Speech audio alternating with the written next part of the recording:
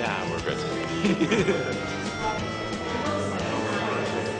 Looking forward to it. Looks good. I saw a sneak peek. So.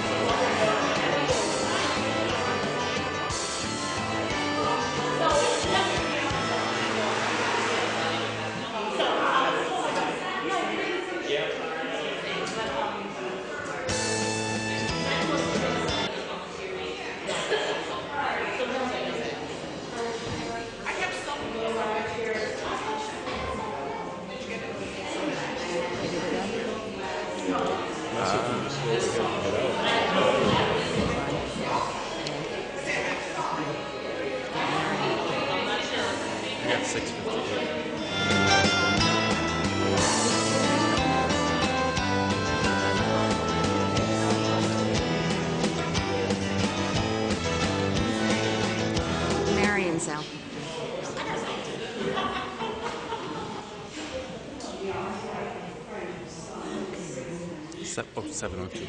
Right. I'd like to call the City Council Caucus meeting to order for November 25th, 2013. If the Deputy Clerk would read the first item on the agenda. Item number 1, under final consideration.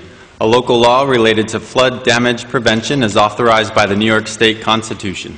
This has been discussed in committee a couple of times, so without objection on consent. Item number 2. Item number 2, an ordinance amending Chapter 228 of the Administrative Code of the City of Schenectady regarding a permit to close a public street to hold an event where alcohol will be served. Also discussed numerous times in committee without objection on consent. Item number 3. Item number 3, under original consideration, an ordinance authorizing reappropriation in the 2013 budget. Discussed in committee without objection on consent. Item number 4. Item number 4, a resolution to award a contract for the City of Schenectady's general property liability insurance. Also discussed in committee without objection on consent. Item number 5. Item number 5, a resolution appointing Sanderson to the Board of Assessment Review. Discussed in committee without objection on consent. Item number 6. Item number 6, a resolution authorizing the approving of the 2014 DSAD assessment. This was discussed in committee and we had a public hearing without objection on consent. Item number 7. Item number 7, a resolution authorizing a contract with CARES Incorporated for consulting and grant application services for the HUD 2012 Continuum of Care and accepting 2012 Continuum of Care funding for the Capital District YMCA. Discussed in the City Development and Planning Committee without objection on consent. Item number 8. Item number 8, a resolution authorizing the City of Schenectady to settle a claim by A Central Insurance Company ASO Ronald Butler against the city. Discussed in claims without objection on consent. Item number 9. Item number 9, a resolution setting a fee schedule for permits issued pursuant to Chapter 228 of the Administrative Code of the City of Schenectady. Also discussed in committee without objection on consent. Item number 10. Item number 10, a resolution endorsing the grant application of Retree Schenectady to the Urban and Community Forestry Program of the New York State Department of Environmental Conservation. Discussed in committee without objection on consent. Item number 11. Item number 11, a resolution recognizing the formation of the Schenectady's chapter of Seroptimus, a women's civic organization. This will be taken out of order. Ms. Perazzo, are you going to present that? Okay. And then 3 items that were discussed in the recessed claims committee tonight. Item number 12. Item number 12, under original consideration, a resolution accepting title to properties from the Schenectady Urban Renewal Agency. Without objection on consent. Item number 13. Item number 13, a resolution authorizing the transfer of title to 2619 Broadway. Also discussed in claims tonight without objection on consent. And item number 14. Item number 14, a resolution authorizing the transfer of title to 1003 Strong Street. Discussed in claims without objection on consent. Is there anything else to come before the City Council caucus meeting? If not, I will entertain a motion to adjourn. Mr. Riggi, seconded by Ms. Perazzo. All in favor? Aye. All right. I will now call to order the City Council meeting for Monday, November 25th, 2013, and ask everyone to rise for the invocation by Reverend Philip Grigsby of Sikkim.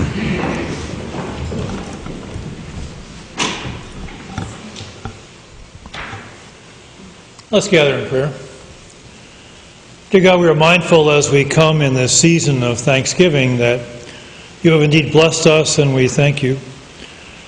We give thanks that we might gather and speak freely.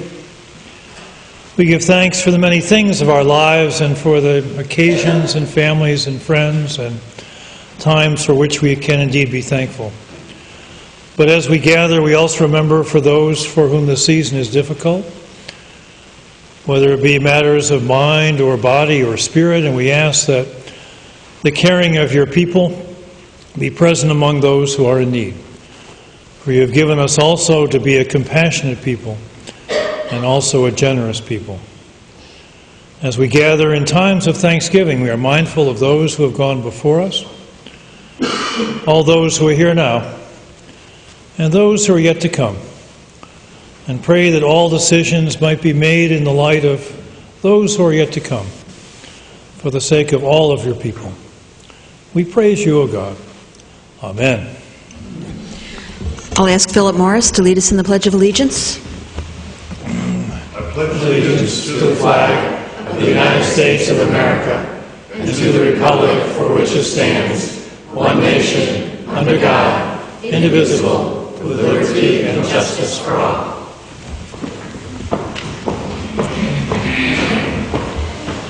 All right, if the clerk would call the roll. Ms. Perazzo. Ms. Porterfield. Here. Mr. Erickson. Here. Mr. Riggi. Here. Ms. Brucker. Here. Ms. King. Present. Ms. Blanchard is excused. All right, tonight the City Council is going to kick off a new initiative, which is going to include a monthly review of the economic strengths which enrich the City of Schenectady. This review will include presentations by an array of economic contributors, including locally based corporations and industry, area business districts representing small and family-owned businesses, and other economic sectors from healthcare to service to education and nonprofits. These presentations will highlight the economic impact these local businesses, corporations, and/or organizations have on Schenectady's economy, including generated revenue, number of local jobs, innovation and production, along with a review of the history and future planning of the business. According to Richard Florida in his book, Who's Your City?, today's key economic factors, talent, innovation, and creativity, are not distributed evenly across the global economy. They concentrate in specific locations. It is my belief that Schenectady is one of these locations, and if not yet fully realized, soon will be. Our guest tonight has successfully engaged with these economic factors, either through his own innovation, talent, and/or creativity, or by networking and empowering those assets in others. In an online Business Review article by Michael DeMasi entitled "Philip Morris Expands Proctor's," he described Philip Morris as follows: after 10 years on the job, a decade in which he has tripled ticket sales, Proctor's CEO Philip Morris shows no sign of slowing down. Philip Morris has done more than a front row seat to downtown Schenectady's resurgence over the past decade. He has been the band leader. As Chief Executive Officer at Proctor's, Philip Morris led the historic theater on State Street through a $30 million expansion that attracted hugely popular Broadway touring shows, filling restaurants and hotel rooms and boosting the local economy. So I'm very happy to have with us tonight Philip Morris. So, Philip, come on up. Can the presenter tell us where he lives also? Thank you.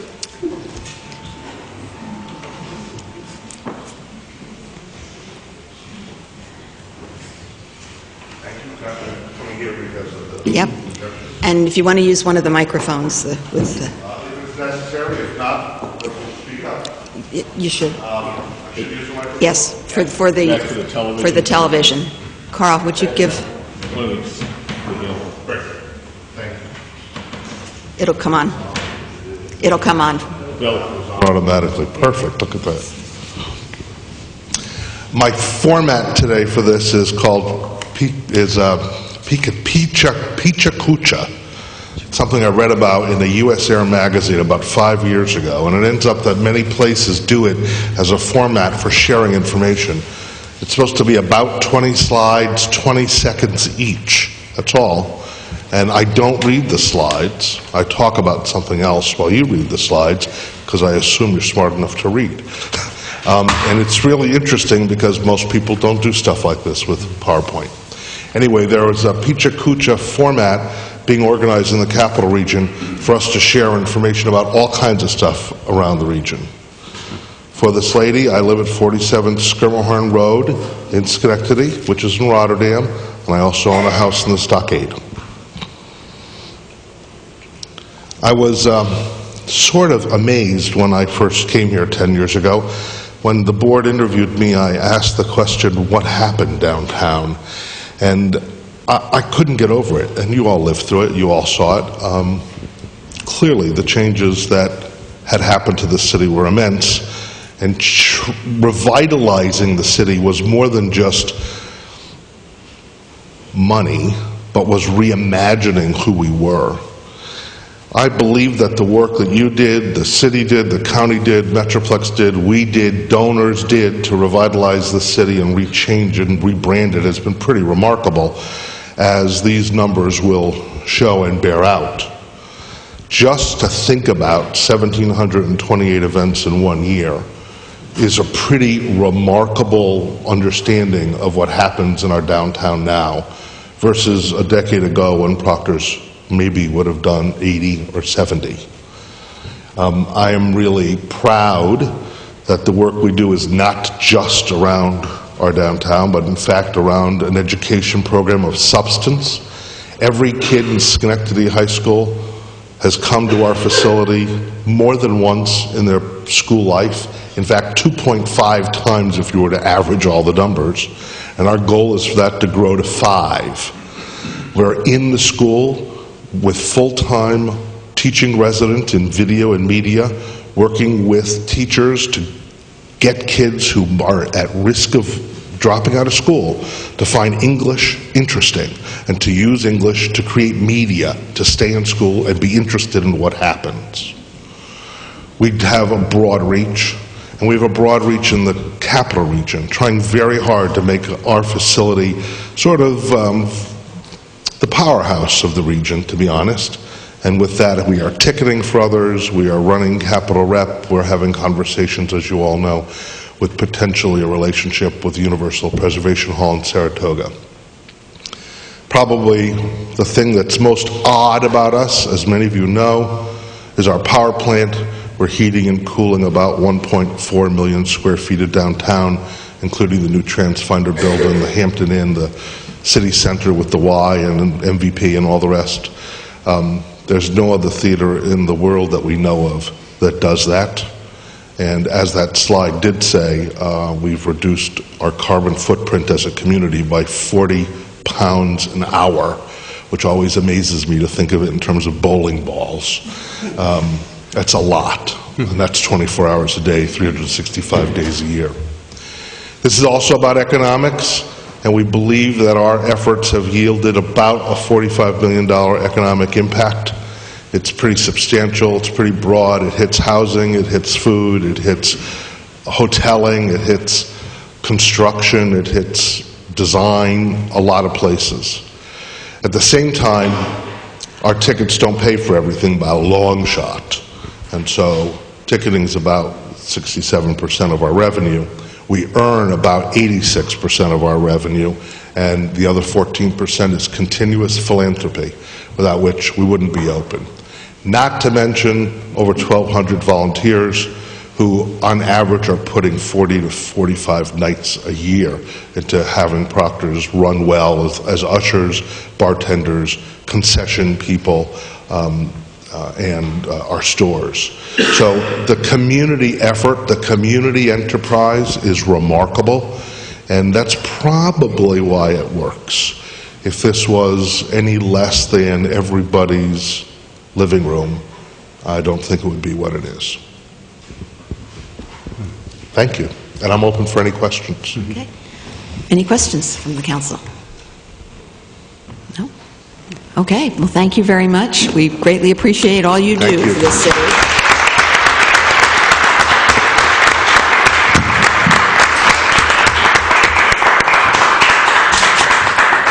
All right, we have one out of order resolution. Ms. Perazzo?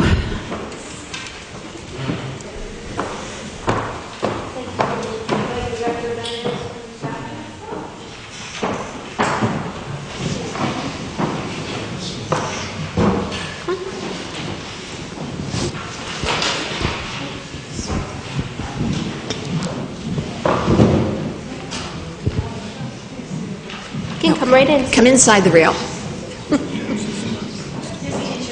Up close and personal. Come on in.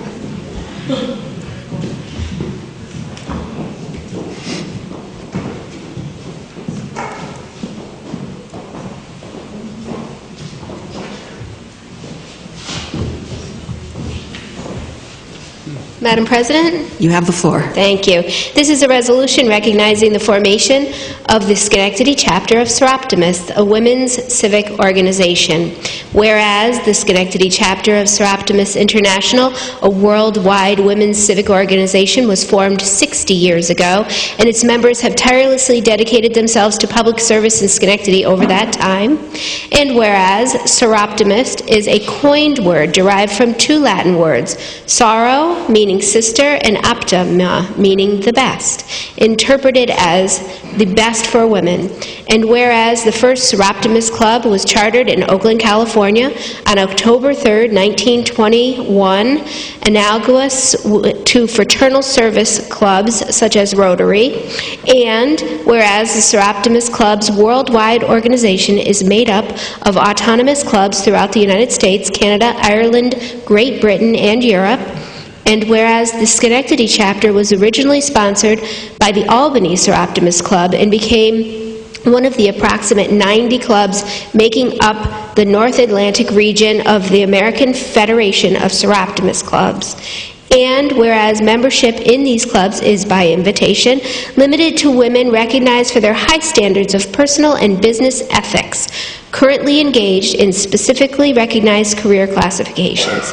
Now therefore be it resolved that the mayor, city council, and all the citizens of the city of Schenectady recognize the Schenectady Seroptimus on the 60th anniversary of their formation, wish them well as they continue to benefit our community, and thank them for their valued commitment to promoting a better world. I make a motion. Okay, seconded by Mrs. Brucker. All in favor? Aye. Congratulations. Thank you.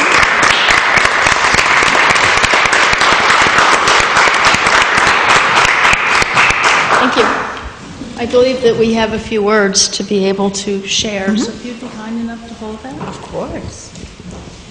I am a nearly 30-year member of Seroptimus, so I stand here proudly to represent our organization on this recognition, so we thank you for that. Seroptimus, as you have mentioned, the heritage of it and its how it originated. Seroptimus is also here for awareness, advocacy, action, and what a lot of people who do not know how to pronounce Seroptimus seem to forget that we have helped.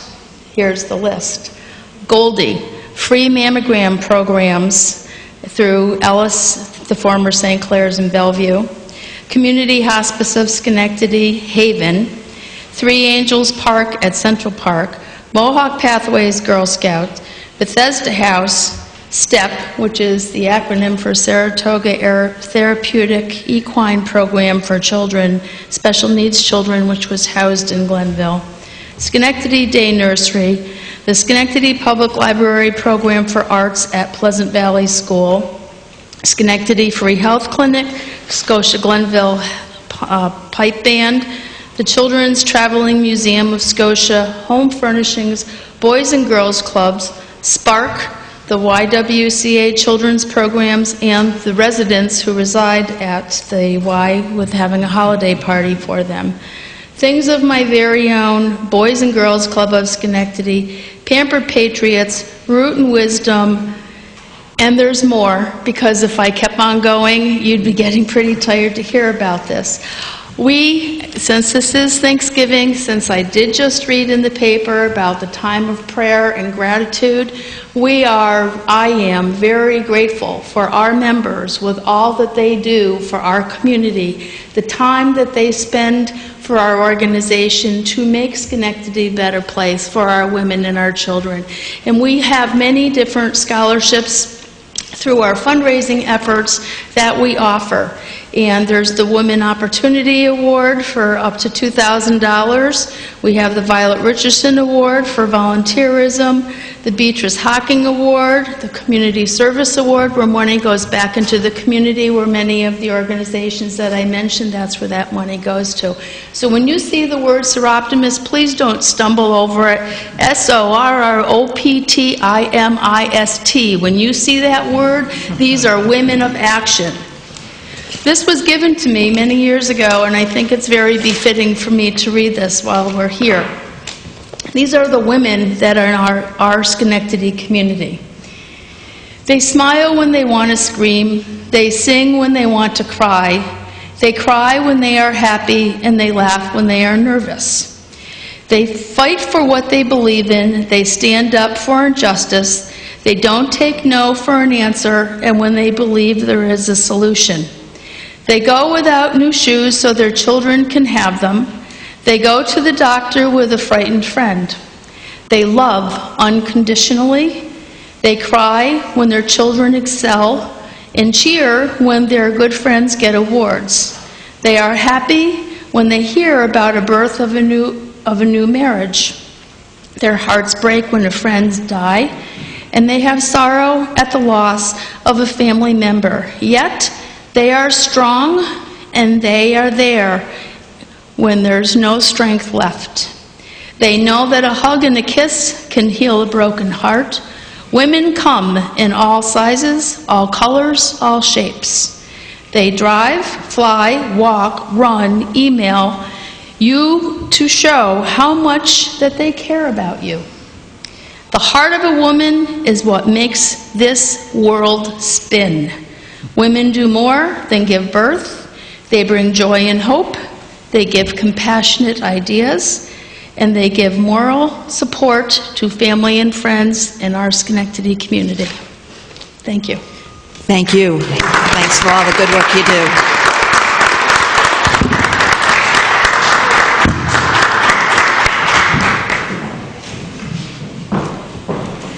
All right, we have no public hearings tonight, so we'll move on to the approval of the minutes. And we have the minutes both from the October 30th, 2013 meeting, which was our recessed meeting when we voted on the budget, and our meeting from November 12th, 2013.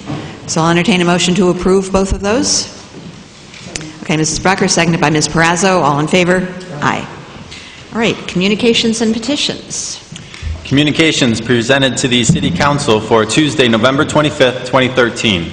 Under official, from the mayor, a list of appointments dated November 25th, 2013. Under general, there are none. Under petitions, there are none. Okay. We'll move on to committee reports. Ms. Porterfield. Thank you. Yes, for Health and Recreation, there was an item that was on the agenda tonight regarding the golf course concession proposal. It has been pulled from the agenda and will be returning to committee for this coming committee cycle next Monday. I just wanted to announce that because I've received several phone calls regarding that particular proposal from people in support of both of the proposals that were put in. But I just want to let folks know who weren't sure where we were with that it has been returned to committee and we will be discussing it further this coming committee meeting. Thank you. Thank you. Any other committee reports? All right, if not, we will move on then to privilege of the floor related to the legislative agenda. I have one person signed up, and that's Jason Plank. Madam President, City Council, Mayor.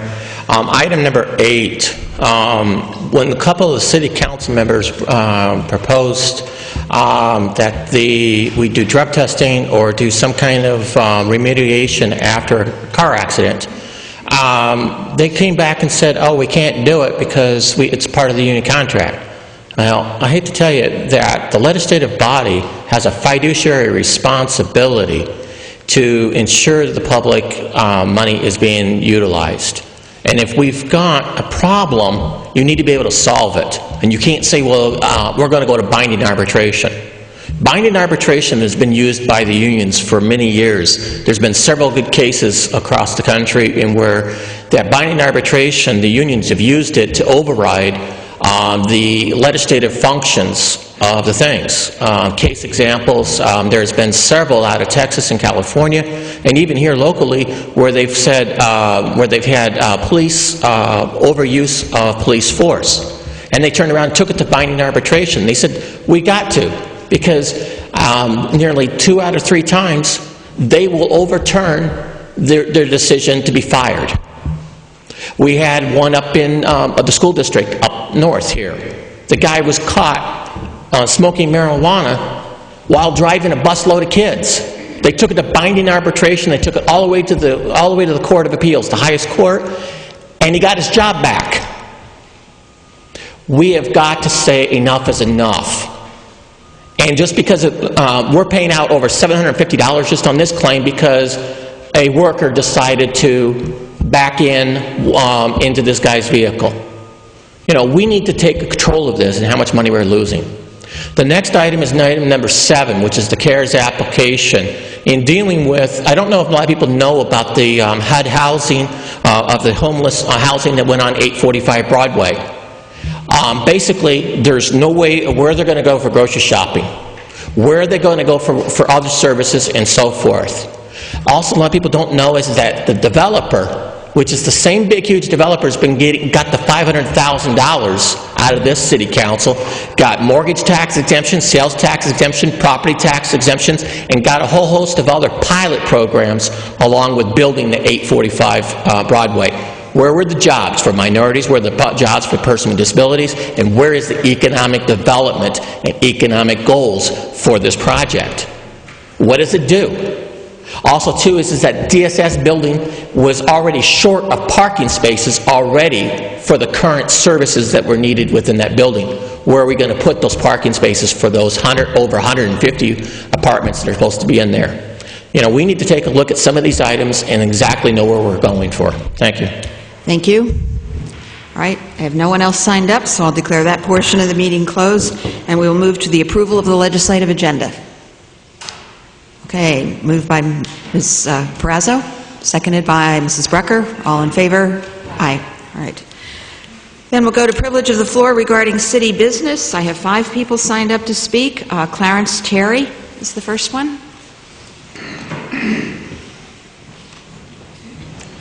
Good evening to everybody in their respective places in the City Council. I'm here to address a foreclosure matter for 981 Strong Street. Now, I purchased this property in 2011 from a Judith Wells. And prior to accepting the deed of this property, I came to the tax office here to find out in fact, how many back taxes were on the property, and at that time, I was advised of the name of American Tax Fund and the phone number to call them. I called them and found out that they did indeed have back tax liens, and they sold them in 2008 to Opnia Access, and I went to call them, and they did indeed have $90,000 worth of back taxes on this property, and we negotiated over the next few months, and we came to an agreement price, and I did pay those liens off. And then when I did that, I came back to the city taxes here to start paying my present taxes. At that time, I was told they had indeed found 4 more years of liens, and asked me for X amount of dollars, which I did not have because I'm on a fixed income. And I ran into our mayor. He came to our church, Refreshing Springs, on Georgetta Dix Plaza, and set up a meeting with me, and he did in fact try to help me with my situation. And we sat and had a meeting in his office, and he took me down the hall to room 103 to the Commissioner of Finance and Administration, which at that time was Mrs. Ismail Alam, and another one. We sat at the table, the 4 of us, and we did discuss and came up with an agreement for $400 a month to pay on the back taxes and keep the present taxes up. I waited for about 6 weeks to pay my first payment, which I did not get. And then I was called by the attorney's office, and at that time it was Mrs. Moses, and she informed me that she was in an agreement with the agreement that was put on the table because I did not live in the premises. So it would be better that if I were living there. So I went and took it was a condemned house. I took the condemned house, and from that point to June 1st of this year, spent everything I had and put excess of $30,000 plus in the house. It was completely gutted. Right now, when I moved in June 1st, it has complete new plumbing, complete new electrical, new walls, new floors, new furnace, the bathroom setups and everything. And I went back to City Hall to try to get the agreement. Now I live in it, and I was told I could not. So the past year and some months we've been in Supreme Court under Judge Kramer, and to boil it up, it came to the 15th of November, where it was at $28,000 at this point. Mind you that 2 years of that 6 are mine. Mr. Terry, I need you to summarize that your time is up. Okay, all right. And what I'm asking, we're in court, and I'm asking if I raised $20,000, and I was told that it was $28,000.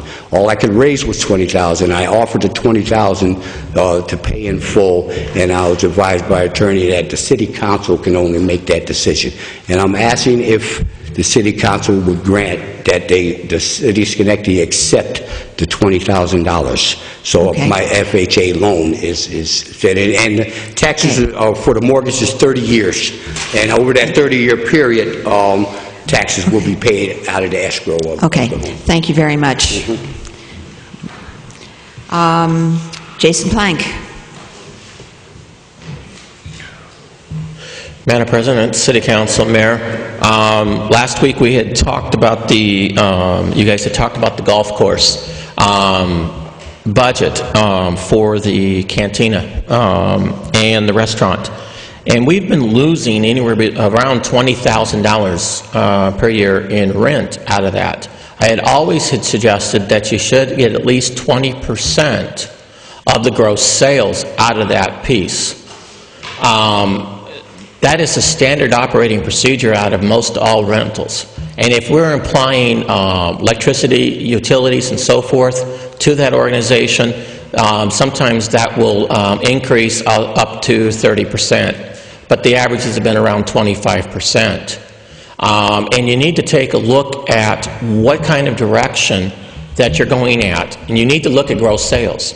And they've always come back and said, hey, we're not allowed to see what the gross sales is. Yeah, we are, because that is a city function, that is a city property, everything else. They have to open the books up to what gross sales is.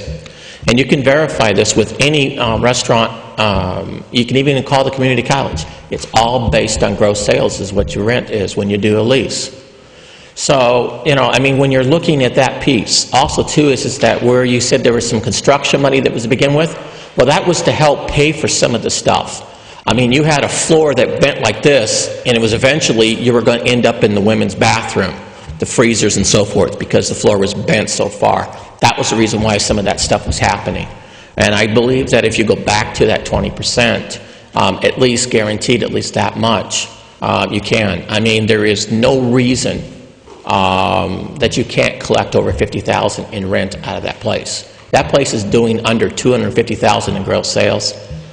You figure 26 weeks at $10,000 per week in gross sales. That's not a whole lot. That's only $1,500 per day. So, 20% of that should come out to be. The other one is November is Alzheimer's Awareness Month. We need to, make sure that this is one disease that you don't even, not even available to the worst enemy. And hopefully we can bring some more awareness on Alzheimer's itself. Also, too, is I'd like to say happy holidays, and sorry we're not getting a 5-day weekend. So anyway, thanks very much and have a good night. Thank you. Marva Isaacs.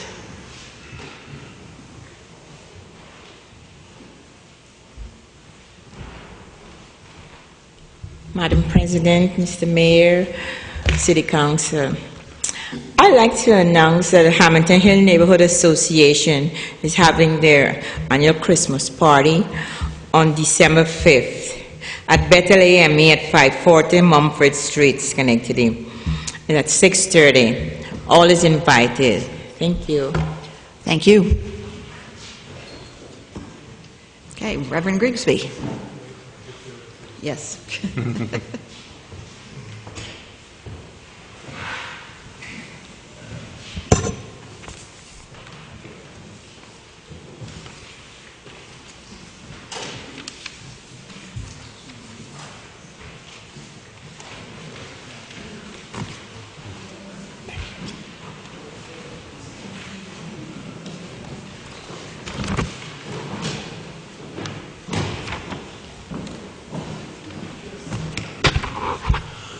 Good evening, Mayor, members of the Council. I'm Reverend Phil Grigsby, Director of the Schenectady University Ministry and a city resident. Thanks for the opportunity to be here tonight. I wanted to share with you a couple things timely to the season. One was just a document with a lot of numbers that shows you people in need in our community and the response of the community. We have a very generous community that we're able to do this. And I'm glad to mention, as you might have heard, but maybe not, that the governor today announced additional resources for food programs such as ours, and so we're very glad that the governor is partnering with many to make $38,082 more available out of a special funding that comes on the heels of the cutbacks in the food stamp program, so we're very glad that that is occurring. The main reason I wanted to share with you was to talk about the summer lunch program. In the season of Thanksgiving, I want to extend thanks to you for your partnership in feeding hungry children in our community this past summer. As a winter storm approaches, perhaps hard to remember the warm days of summer. I just want to share with you some highlights from the summer lunch program this year, and I bring you greetings from Allison Williams, who very ably coordinated the program and plans to return in the spring. With your help, we provided 53,600 lunches this year, of which only a small number were seconds. This was a major expansion over the 34,000 of last year. We appreciate the support from the Mayor and the Office of General Services, who helped in many ways for the success of the program. For the first time, with the support of United Way, we piloted a summer lunch wagon, a small yellow school bus that went to 6 sites daily. We thought this would serve 100 per day, but it was more like 300 on a daily basis. We served 23 sites, an increase from 15 last year. Unfortunately, we could not serve all at Steinmetz Park, but we're looking forward to using the newly refurbished and expanded facilities during the next summer. We served for 10 weeks, all weekdays except for July 4th. Literally hundreds of volunteers were involved, from congregations, employers such as GE and the community. We had staff supervisors and interns, but volunteers are critical for the success of the program. Attached, you'll find 2 flyers that indicate the sites and the menus. And when I conclude with you with sharing just a couple stories, although the time is very brief, which I was hoping to share 2 stories, let me just do one from one of the parks, where Allison talked to a woman who spoke, "I come to free lunch with my children every day. I bring them here because we play in this park. Sometimes one of my children colors and plays with the other. She gets to eat with some friends, and I have to get time to talk with some of my friends. We meet here on some days. We have a menu, so we pretty much know what our children will have to eat. I like the fact that kids get a sandwich, fruit, juice, and milk. Most of the time they eat all the food. At least I know where one meal a day is coming from. I don't have to worry Monday to Friday. This year the meals are different from last year. She loves the peanut butter and jelly. I also must say that Friday Pizza Day is a hit for most of the people at the table during lunch. This year is better here because some of the people eat at the other art center, so it's not so crowded like last year. I wish this program ran all year. My children don't go to school yet, so when we don't eat lunch here, I struggle to feed my children healthy meals each day. I like the summer lunch program, and so do my kids."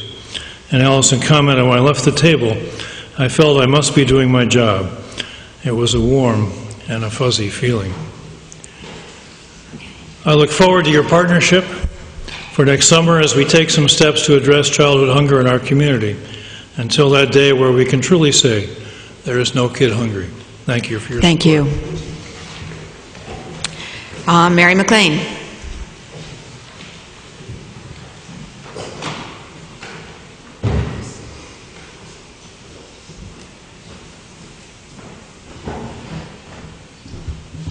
Good evening. My name is Mary McLean. I live in the city.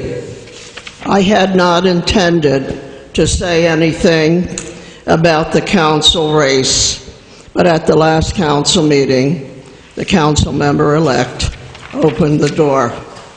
The Schenectady City Council race was fraught with fraud and deception. Throughout the entire campaign, the Democratic Party candidate engaged in a systematic and repetitious pattern of deceit. Not once, but at every debate venue, the top vote getter misrepresented himself. In so doing, he made a mockery of the electoral process, showed a lack of respect for the Republican candidates who were running for office. We heard everything. And he may have subjected his children to emotional abuse while at school. His is a flawed personality. As for the other Democratic candidates, I think they should take a lie detector test to prove to the voters that they were not collaborators to the deception. On election day, the voters thought they were voting for a professional accountant. The voters were also led to believe they were voting for a successful businessman. Neither claim was accurate. Consequently, the winner has no legitimacy to the council seat. The race was fraudulent. The election needs to be held again. Thank you. Thank you. I have no one else to sign up to speak, so I'm going to declare this portion of the meeting closed, and we'll move to miscellaneous business of the council. Ms. Porterfield. Just want to wish everyone happy Thanksgiving. Okay.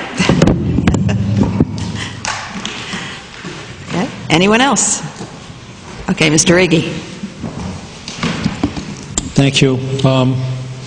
I just wanted to just make note of, we passed a a new insurance agreement tonight, and just so everyone knows, our deductible now went from $25,000 to $50,000, and that's very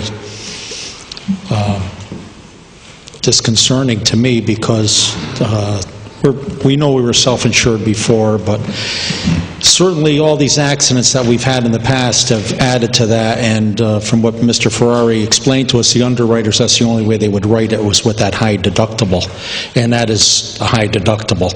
My main concerns are about property damage, I think. I'm sorry, not property damage, but bodily injury, because that could add up to a lot of claims that could be up to $50,000, maybe above $50,000 the insurance company will pick up. But that certainly speaks to you know, I guess the driving record of some of our employees. So whatever we can do and whatever we can come up with as a council to try to get a handle on this, because we're paying a lot of money for coverage that basically we have to pay the bills. So we're self-insured all the way around, I guess, with health insurance and with liability insurance.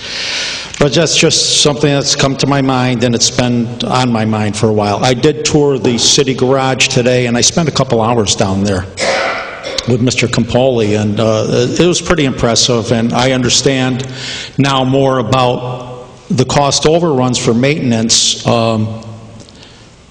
because tonight, again, the budget reappropriation was for cost overrun and maintenance in a couple of lines. And from what I've been told, and I did see the figures, the reason that is it's happened in the past, but there's been other departments that went under maintenance budget, so that covered the cost overruns, and some that went over. So, Mayor, it wasn't only because we didn't approve cars, new cars. That isn't the only reason, so I did get to that one. But the operation, it's a nice clean operation there, I have to say that. I'd like to see the garage used to do some more mechanical work, because again, I saw bills for, I think it was for September, and they were about $120,000. So it kind of, from the receipts I had from the previous year, from August, was $118,000. So they're running pretty true, and it's about $1 million a year that we're paying to outsource our mechanical work. I would like to see us try to do some of that, more of that in-house, and have better use out of that beautiful facility, because it's a nice facility. I would like to work there. It is a nice, for a garage and a maintenance place. It's very nice, and the upkeep is very nice there. That's kind of what surprised me. I've been in a lot of different service areas in my lifetime, and that is kept up very nicely. They're doing a good job there. So just want to bring everybody up to snuff with that, and wish everyone a happy Hanukkah, because I understand it's the first time in 70,000 years that this has happened. So happy Hanukkah, because that's going to start Wednesday night, and a happy Thanksgiving. So blessed holidays to everyone. Thank you. Okay. Anyone else? All right. If not, Mr. Mayor. Thank you, Madam President. I want to remind people that Canadian Pacific Railroad, they do a holiday train which will be making its stop here in Schenectady this Wednesday, November 27th, about 6:30 p.m. It's at roughly 1910 Maxim Road is the location the train will come in. They have the entire train lit up, lights, they do some music, and it's a free event, but they do ask that individuals who attend it bring a non-perishable food item or a cash donation to be made to the local food bank. Again, all the money and food that is collected stays right within the Schenectady community, and we appreciate Canadian Pacific's involvement here. They've done this for a number of years. It's a very good evening, and we hope the weather cooperates with us. That'll make it enjoyable. And again, I wish everyone a happy Thanksgiving and great holiday season. Thank you, Madam President. Okay. And I would just like to commend everyone who was involved with the holiday parade. Those of us who walked it can attest to how cold it was and how snowy it was at times, but it was a lot of fun and a lot of people there, so I just commend everybody. For Mr. Riggi? I think we should, on that note, any band member that played the brass brass instrument that night, they should get a special proclamation. Yes, that's the truth. A little chilly holding on to those, yes. And also encourage you, if you have an interest in art, there's a wonderful art exhibit over at Schenectady Light Opera. It's paintings all of Schenectady by an artist who now lives over in Massachusetts, but he grew up here, and so if you get a chance, I didn't think to write down the hours, but I'll try and find that out, pass that on to you, but it's really very, very nice. And then I also would just say Happy Thanksgiving and Happy Hanukkah, and I will entertain a motion to adjourn. Mr. Riggi, seconded by Ms. Porterfield, all in favor? We are adjourned.